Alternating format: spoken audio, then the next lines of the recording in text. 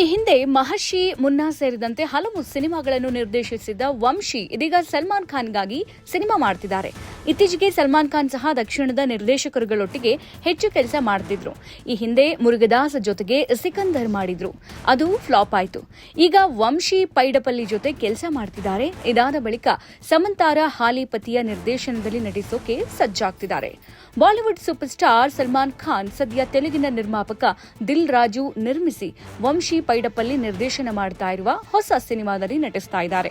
ಈ ಹಿಂದೆ ಮಹರ್ಷಿ, ಮುನ್ನಾ ಸೇರಿದಂತೆ ಹಲವು ಸಿನಿಮಾಗಳಲ್ಲಿ ನಿರ್ದೇಶಿಸಿದ್ದ ವಂಶಿ ಇದೀಗ ಸಲ್ಮಾನ್ ಖಾನ್ಗಾಗಿ ಸಿನಿಮಾ ಹುಡುಕ್ತಾ ಇದ್ದಾರೆ.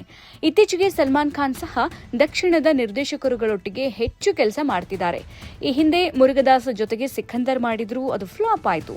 ಈಗ ವಂಶಿ ಪೈಡಪಲ್ಲಿ ಜೊತೆ ಕೆಲಸ ಮಾಡ್ತಿದ್ದಾರೆ. ಇನ್ನು ಸಮಂತಾರ ಪತಿ ರಾಜ್ ಮತ್ತು ಅವರ ಗೆಳೆಯ ಡಿಕೆ ಸಲ್ಮಾನ್ ಖಾನ್ ಅವರಿಗಾಗಿ ಸೂಪರ್ ಹೀರೋ ಕಥೆಯುಳ್ಳ ಸಿನಿಮಾ ನಿರ್ದೇಶಿಸೋಕೆ ಸಜ್ಜಾಗಿದ್ದಾರೆ. ಹಿಂದಿ ಚಿತ್ರರಂಗದಲ್ಲಿ ರಾಜ್ ಮತ್ತು ಡಿಕೆ ಜೋಡಿಯದ್ದು ದೊಡ್ಡ ಹೆಸರು. ಹಲವು ಸಿನಿಮಾಗಳು ಮತ್ತು ಕೆಲವು ಸೂಪರ್ ಹಿಟ್ ವೆಬ್ ಸರಣಿಗಳನ್ನು ಈ ಜೋಡಿ ಈಗಾಗಲೇ ಕೊಟ್ಟಿದೆ. ರಾಜ್ ನಿಡಿಮೋರು ಮತ್ತು ಕೃಷ್ಣ ಡಿಕೆ ಅವರು ದಶಕಗಳಿಂದಲೂ ಒಟ್ಟಿಗೆ ಕೆಲಸ ಮಾಡ್ತಾ ಇದ್ದು, ಕಳೆದ 2 ವರ್ಷಗಳಿಂದಲೂ ಅವರು ಕಥೆಯೊಂದರ ಮೇಲೆ ಕೆಲಸ ಮಾಡಿದ್ದು, ಕತೆಗೆ ಸಲ್ಮಾನ್ ಖಾನ್ ಅವರೇ ಸೂಕ್ತ ಎಂಬ ಕಾರಣಕ್ಕೆ ಇದೀಗ ಸಲ್ಲು ಜೊತೆಗೆ ರಾಜ್ ಮತ್ತು ಡಿಕೆ ಕೈಜೋಡಿಸಿದ್ದಾರೆ. ಸಲ್ಮಾನ್ ಖಾನ್ ಈ ಹಿಂದೆಂದೂ ಕಾಣಿಸಿಕೊಳ್ಳದ ವಿಭಿನ್ನ ಅವತಾರದಲ್ಲಿ ಕಾಣಿಸಿಕೊಳ್ಳಲಿದ್ದಾರೆ. ರಾಜ್ ಮತ್ತು ಡಿಕೆ ಈ ಹಿಂದೆ ಕೆಲವಾರು ಸಿನಿಮಾಗಳನ್ನು ನಿರ್ದೇಶಿಸಿದ್ದಾದರೂ ಸೂಪರ್ ಹಿಟ್ ನಟನೊಟ್ಟಿಗೆ ಮತ್ತು ಇಷ್ಟು ದೊಡ್ಡ ಬಜೆಟ್ನ ಸಿನಿಮಾ ನಿರ್ದೇಶಿಸ್ತಾ ಇರೋದು ಇದೇ ಮೊದಲಾಗಿದೆ.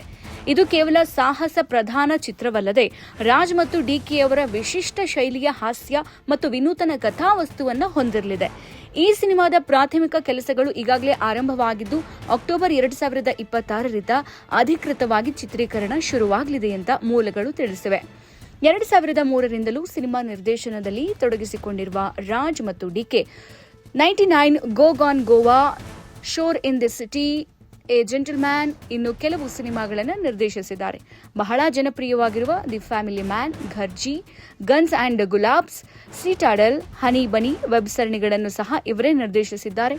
ಇದೀಗ ಮೊದಲ ಬಾರಿಗೆ ಸೂಪರ್ ಹೀರೋ ಸಿನಿಮಾ ನಿರ್ದೇಶಿಸೋಕೆ ಮುಂದಾಗಿದ್ದಾರೆ.